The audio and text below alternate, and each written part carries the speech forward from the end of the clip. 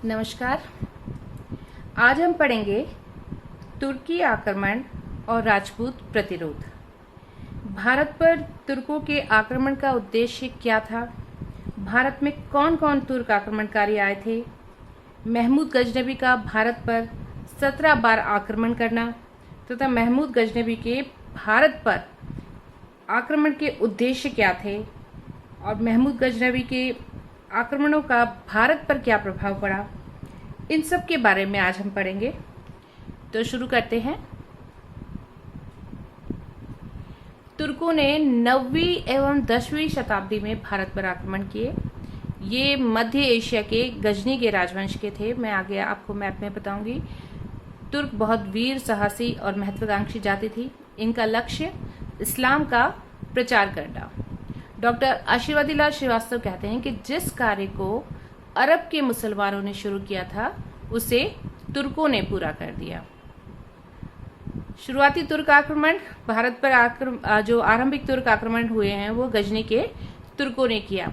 और गजनी के तुर्कों में पहला जो था अल्पतगिन, जो कि 10वीं शताब्दी के मध्य 962 ईस्वी में अल्पतगिन नामक तुर्क ने गजनी में एक छोटी सी तुर्क जागीर की नींव डाली।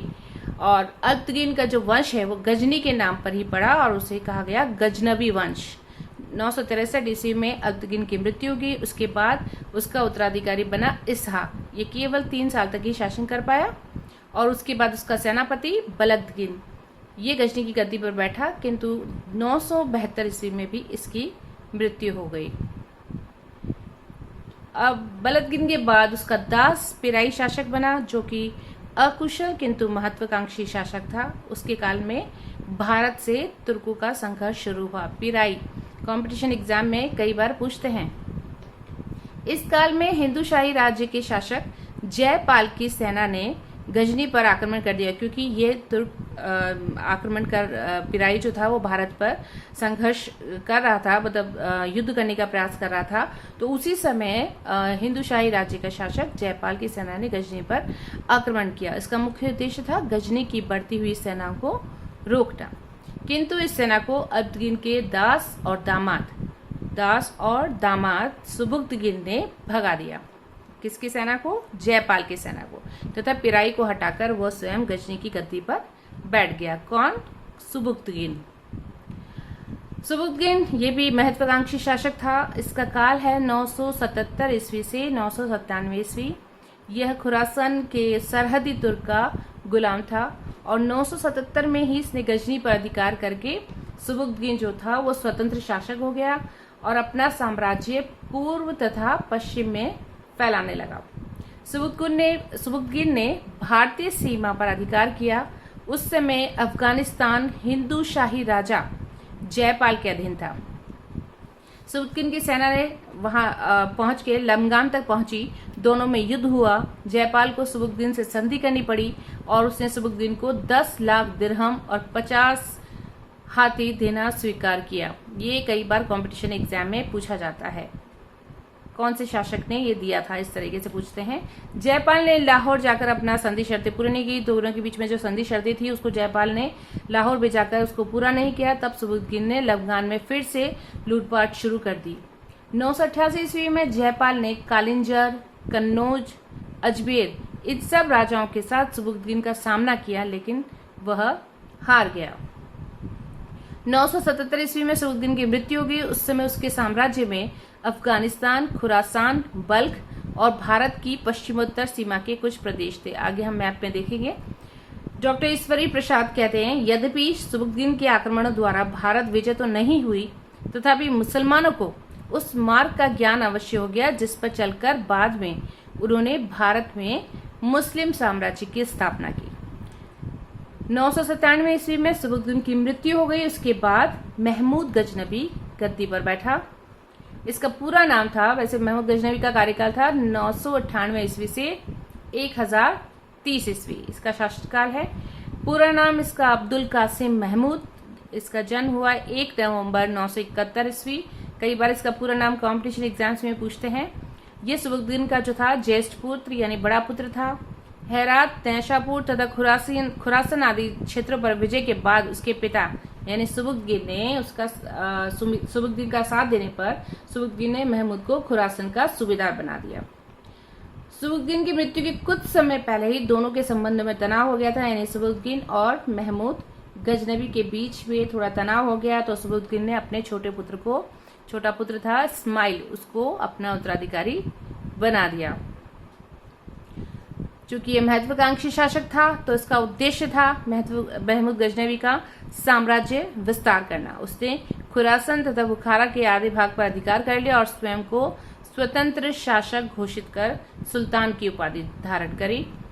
खलीफा ने भी उसे मान्यता दे दी और यमीन उद्दौला, कई जगह यमन उल मिल्ला या कुछ पुस्तकों में अमीन उल मिल्लत यानी यमीन उद्दौला में साम्राज्य का दाहिना हाथ और अमीन उल मिल्लत या यमन उल मिल्ला इसका अर्थ है मुसलमानों का संरक्षक। ऐसी उपाधियां महमूद गजनबी ने प्राप्त करी खलीफा से।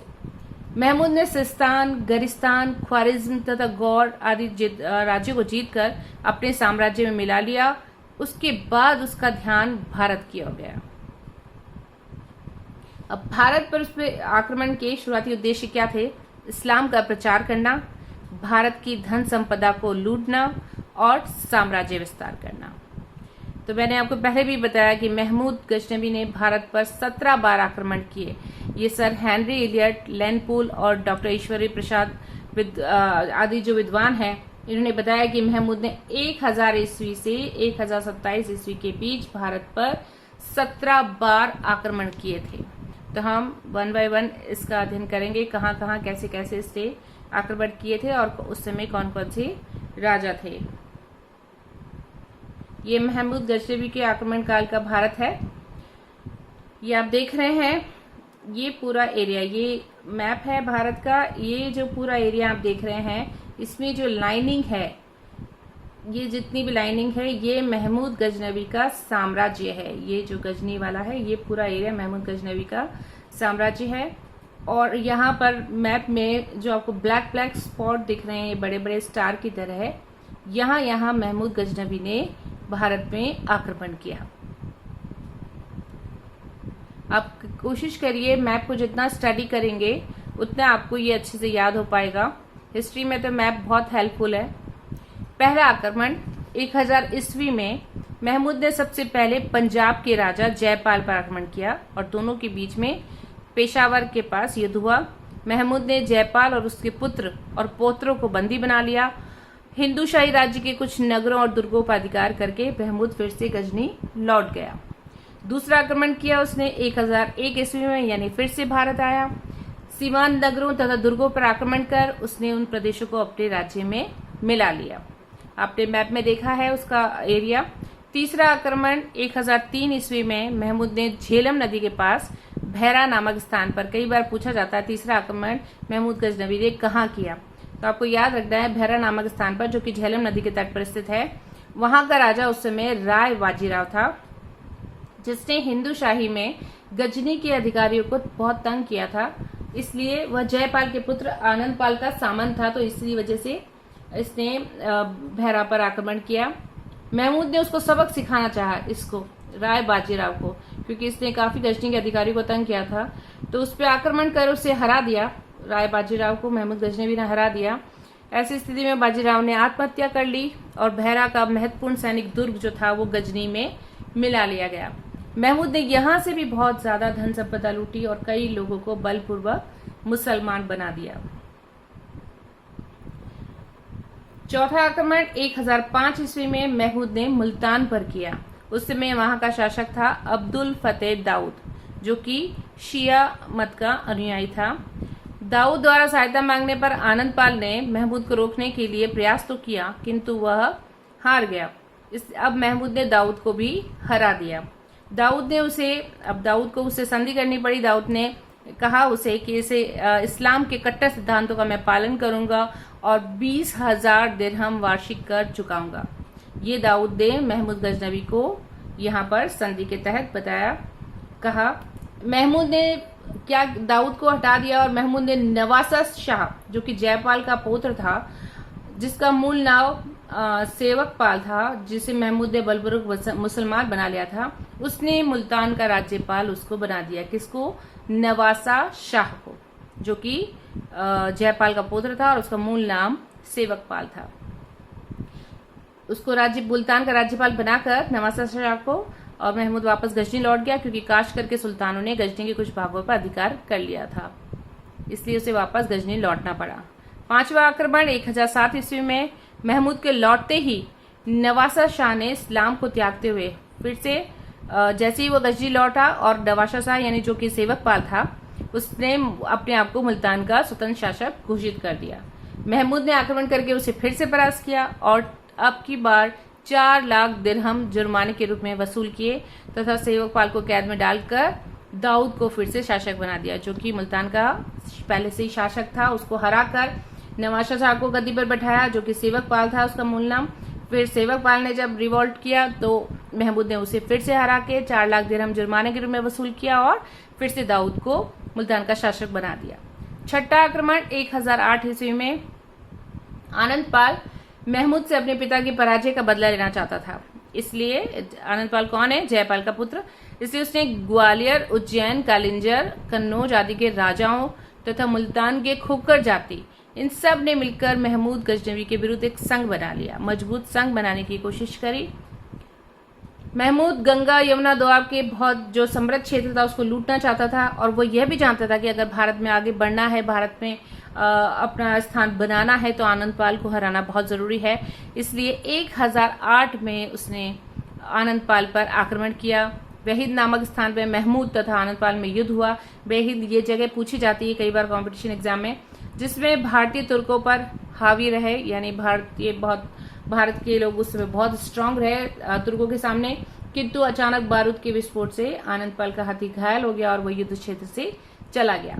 ऐसी स्थिति में उसकी सेना में भी भगदड़ मच गई, क्योंकि आनंदपाल मैदान से चला गया था और महमूद हारा हुआ युद्ध जीत गया। उसे लूट से यहाँ पर भी बहुत अधिक धन प्राप्त हुआ और उसके लिए भारत आक्रमण का मार्ग खुल गया। सातवां आक्रमण 1009 ईस्वी में महमूद ने कांगड़ा राज्य की राजधानी नगरकोट पे किया। यहाँ पर भी उसने बहुत अधिक धन संपत्ति लूटी। 1009 में ही आधुनिक अलवर जिले में, जो अभी अलवर जिला है, उसमें नारायणपुर नामक राज्य पर, जो कि व्यापारिक केंद्र था, बहुत बड़ा व्यापारिक केंद्र था, वहां आक्रमण करके विजय प्राप्त करी। यहाँ से भी उसने लूटमार की और बहुत मूर्तियों को ध्वस्त किया। आठवां आक्रमण 1010 में फिर से मुल्तान का शासक जो दाऊद था वो शिया मत का प्रचार कर रहा था, इसलिए महमूद ने 1010 में उस पर फिर से आक्रमण करके उसे परास्त करके बंदी बना लिया। नवा आक्रमण 1011 ईस्वी में थानेश्वर नरेश के पास, थानेश्वर पे आक्रमण किया। रीजन था कि थानेश्वर नरेश के पास श्रीलंकाई नस्ल के हाथी थे जो कि बहुत अच्छे थे। वहां का प्राचीन मंदिर चक्रस्वामी वो भी बहुत संपन्न था, इसलिए महमूद ने थानेश्वर पर आक्रमण करके वहां के राजा को भी हराया।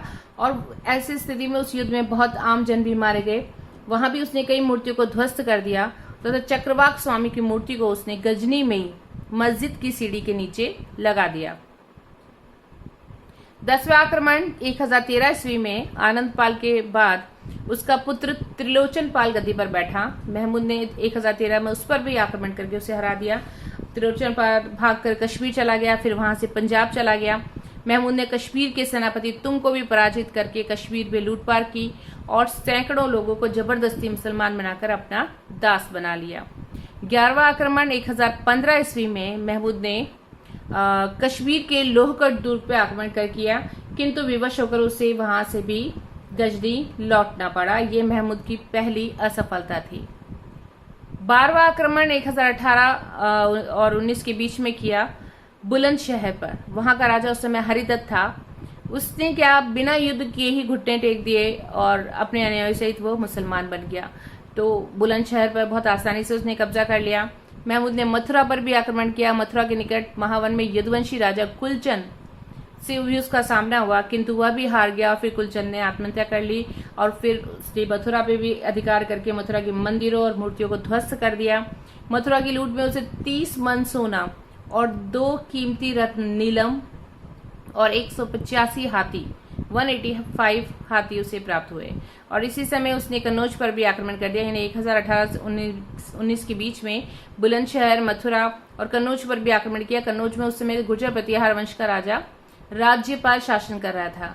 वह महमूद से मुकाबला किए बिना ही भाग गया और चला गया। महमूद ने कन्नौज में भी बहुत लूटमार की तथा मूर्तियों को ध्वस्त कर दिया। कई लोगों को उसने वहां पर दास बना लिया। यहां से भी उसे लूट में 30 लाख दिरहम का माल मिला।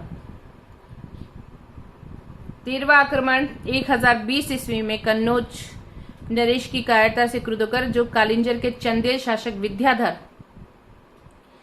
और ग्वालियर नरेश की मदद से इन्होंने जो कालिंजर का चंदेल शासक था विद्याधर, उसने ग्वालियर नरेश की मदद से जो कन्नौज का राजा था, आपको मैंने पहले बताया था कन्नौज का राजा राज्यपाल, ये चूंकि भाग गया था डर के मारे, तो इन दोनों ने कालिंजर का जो चंदेल शासक विद्याधर और ग्वालियर नरेश इन्होंने मिलकर कन्नौज नरेश को मार दिया, राज्यपाल को मार दिया। इसके बाद महमूद ने 1020 में विद्याधर पर आक्रमण करके उसे भी हरा दिया और वह लूटमार करके फिर से गजनी लौट गया। 14वां आक्रमण 1020 में महमूद का जो जब आक्रमण किया तो महमूद के अधिकार में पश्चिमी तथा मध्य पंजाब था, इसलिए उसने सोचा कि संपूर्ण पंजाब पर विजय हासिल की जाए। इस उद्देश्य से उसने 1020 में पंजाब पर आक्रमण किया और वह पंजाब को अपने उसका उद्देश्य यह था कि वह पंजाब को अपने भारत आक्रमण का केंद्र बनाना चाहता था। इसलिए उसने पुनः विजय प्राप्त करी और उसने उस समय कई बौद्धों को बलपूर्वक मुसलमान बना लिया और लोहकोट दुर्ग पर भी अधिकार करने का प्रयास किया, लेकिन असफल रहा। कई बार लोहकोट दुर्ग पर अधिकार करने की कोशिश करी, लेकिन इस बार भी असफल रहा। 15वां आक्रमण 1022 ईस्वी में महमूद ने विद्याधर को पूरी तरह से हराने के उद्देश्य से, पहले पूरी तरीके से हराया नहीं था, इसलिए पूरी तरीके से हराने के उद्देश्य से 1022 में फिर से भारत पर आक्रमण किया और इसी दौरान ग्वालियर नरेश पर भी उसने आक्रमण किया, यानी दोनों राजाओं पर फिर से आक्रमण किया। इस बार दोनों ने महमूद गजनवी से संधि कर ली और समझौते के तहत विद्याधर ने तो उसे हाथी और अन्य बहुत सारे कीमती उपहार दिए। 16वां आक्रमण 1025 ईस्वी में महमूद ने काठियावाड़ में स्थित हिंदुओं के तीर्थ स्थल सोमनाथ पर आक्रमण किया। यहाँ की जो धन संपदा थी वो महमूद के लालच का प्रमुख कारण थी। यह बहुत अधिक सोमनाथ में बहुत अधिक धन संपदा थी, जिसकी वजह से इसने सोमनाथ पर आक्रमण किया। 1024 ईस्वी को 84,000 सैनिकों के साथ वह गजनी से रवाना हुआ और राजस्थान के विशाल मरुस्थल को पार करता हुआ अनिलवाड़ पहुंचा। अनिलवाड़ का राजा, उस समय अनिलवाड़ का राजा था भीमदेव, वो उसकी सेना को देखते भाग छूटा वहां से, तो वो अनिलवाड़ को भी लूटकर उसने फिर महमूद गजनवी ने सोमनाथ पर आक्रमण किया। महमूद ने बहुत आसानी से सोमनाथ पर अधिकार कर लिया। उसने वहां 50,000 हिंदुओं को मार डाला तथा अपार धन संपदा लूटी। उसने मंदिर का शिवलिंग तोड़ दिया। महमूद की इस विजय के बाद खलीफा ने उसे इस्लामिक जगत का सितारा कहा। कई बार कंपटीशन एग्जाम में पूछा जाता है कि खलीफा ने उसे इस्लामिक जगत का सितारा कब कहा? सोमनाथ विजय के बाद। महमूद गुजरात से सिंध होता हुआ गजनी वापस चला गया। 17वां आक्रमण, जो कि महमूद गजनवी का अंतिम आक्रमण था, वो सिंध के जाटों के विरुद्ध था, क्योंकि महमूद जब अनिलवाड़ से सिंध होकर गजनी वापस लौट रहा था, तब सिंध के जाटों ने उसे बहुत परेशान किया और वो इसका बदला लेना चाहता था। इसीलिए वो वापस भारत आया, सिंध के जाटों के विरुद्ध आक्रमण किया। उसने जाटों पर बहुत अत्याचार किया। उसने अनेक हिंदुओं को मुसलमान बनाया। इसके कुछ वर्षों बाद ही 1030 में गजनी में ही महमूद की गजनवी की मृत्यु हो गई। ये आप देख रहे हैं मैप में, महमूद गजनवी के भारत पर आक्रमण यानी मुसलमानों के आक्रमण के समय भारतीय राजपूत राज्य, ये मैंने इसको पूरा ऐसे करके बताया, ये सारा डैश डैश था, ये पूरा एरिया और ये रूट है सोमनाथ का आक्रमण करके वापस गजनी लौटने का। और ये जो ब्लैक स्पॉट्स हैं, ये एरो का निशान जिसको मैंने ये पूरा मिला दिया है, इसका ये रूट था। और बीच बीच में ये डॉट डॉट, ये जो ब्लैक हैं, ये सारे यहाँ पर उसने आक्रमण किया। ये पूरा महमूद गजनवी का भारत पर आक्रमण है। ये इस एरिया में ये वाला हिस्सा उसका साम्राज्य है और यहाँ से लेके यहाँ तक के एरिया तक उसने भारत पर आक्रमण किया 1000 ईस्वी से 1027 ईस्वी तक लगातार।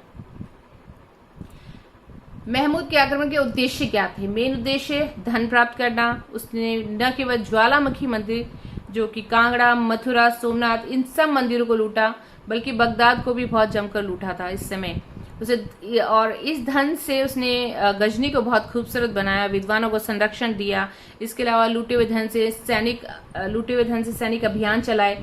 दूसरा मुख्य उद्देश्य था धार्मिक। पहला था धन प्राप्त करना, दूसरा मुख्य उद्देश्य था धार्मिक। वह हिंदुस्तान को इस्लामिक देश में परिवर्तित करना चाहता था। उसने अनेक मूर्तियों को भी नष्ट किया, इसलिए उसे मूर्ति भंजक भी कहा जाता है। ये भी पूछा जाता है कंपटीशन एग्जाम में। महमूद गजनबी के आक्रमण का क्या परिणाम निकला? एक तो जनधन की हानि हुई, युद्ध हुआ तो बहुत सारे लोग मारे गए, और इस आक्रमण से भारत के हजारों सैनिक और नागरिक भी मारे गए। आर्थिक स्थिति शोचनीय हो गई। महमूद ने अपार धन संपदा लूटी भारत से। नगरकोट, सोमनाथ, कन्नौज, मथुरा, इन सब की लूट से अत्यधिक धन प्राप्त हुआ महमूद गजनबी को। केवल सोमनाथ से ही उसे 20 लाख दिनार से भी ज्यादा धन मिला। इससे भारत की आर्थिक स्थिति बहुत खराब हो गई और उसे आर्थिक कठिनाइयों का सामना करना पड़ा। मतलब भारत को आर्थिक कठिनाइयों का सामना करना पड़ा उस समय। कला और संस्कृति का भी विनाश हुआ। महमूद ने युद्ध के बाद समय कई सारे भव्य मंदिरों, नगरों और भवनों को मिट्टी में मिला दिया, ध्वस्त कर दिया, नष्ट कर दिया। महमूद ने मथुरा, सोमनाथ, थानेश्वर तथा नगरकोट आदि के जितने भी कलात्मक मंदिर थे उन सब को नष्ट कर दिया। कई मूर्तियों को नष्ट किया। वो अपने साथ कई भारतीय कलाकारों को गजनी ले गया। इससे भारतीय संस्कृति और कला को बहुत धक्का लगा। नरेशों की आपसी फूट। जब महमूद गजनवी ने भारत में आक्रमण किया तो नरेश जो राजा हैं पड़ोसी आपस में एक दूसरे से लड़ते थे। तो जब भारत पर महमूद गजनवी ने आक्रमण किया तो हर एक राजा को अकेले ही उससे युद्ध लड़ना पड़ा। यद्यपि आनंदपाल को कुछ राजाओं से सहायता प्राप्त हुई थी, संघ बनाया था, लेकिन मैक्सिमम राजाओं को अकेले ही महमूद गजनवी से सामना करना पड़ा उनकी आपसी फूट की वजह से। तो राजाओं की आपसी फूट ने ही महमूद को भारत पर बार बार आक्रमण करने के लिए प्रेरित किया। इस्लाम का प्रसार भी वो करना चाहता था। महमूद ने जितने भी क्षेत्रों को विजित किया उन सब में हिंदुओं तथा बौद्धों को बलपूर्वक मुसलमान बनाया। महमूद के साथ कई मुस्लिम संत और प्रचारक भी यहाँ आए थे जिन्होंने भारत में इस्लाम का प्रचार किया और अनेक हिंदुओं को अपने धर्म का अनुयायी बनाया। ये मेन उद्देश्य उसका साम्राज्य विस्तार करना था। महमूद ने मुल्तान, सिंध, पंजाब को तो अपने साम्राज्य में मिला लिया और इन्हें ही केंद्र बनाकर वो भारत पर निरंतर आक्रमण करता रहा। इन प्रदेशों पर 1186 ईस्वी तक उसके वंशज शासन करते रहे थे, सिंध, पंजाब, मुल्तान पर। बाद में इन पर गौर के तुर्कों ने अधिकार कर लिया। भारत में मुस्लिम साम्राज्य की स्थापना का द्वार खुल गया। इसका परिणाम अंत में ये निकला कि भारत में मुस्लिम साम्राज्य की स्थापना का द्वार खुल गया। महमूद के आक्रमण से भारत की राजनीतिक दुर्बलता स्पष्ट हो गई। जो अब तक हम पढ़ते हैं हमने देखा है कैसे राजाओं ने बिहेव किया। किसी ने घुटने टेक दिए, कोई मैदान छोड़ के भाग गया, किसी ने साथ नहीं दिया, इनकी आपसी फूट, कई सारी ऐसी वजह थी जिससे विदेशी आक्रमणकारियों को भारत पर आक्रमण करने का प्रोत्साहन मिला।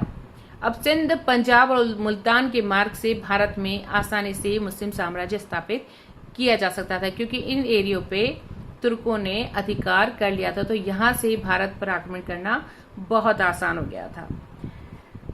आज हमने पढ़ा तुर्की आक्रमण और राजपूत प्रतिरोध के बारे में। नेक्स्ट सेशन में हम पढ़ेंगे मोहम्मद गौरी के बारे में। That's all for now. Thank you.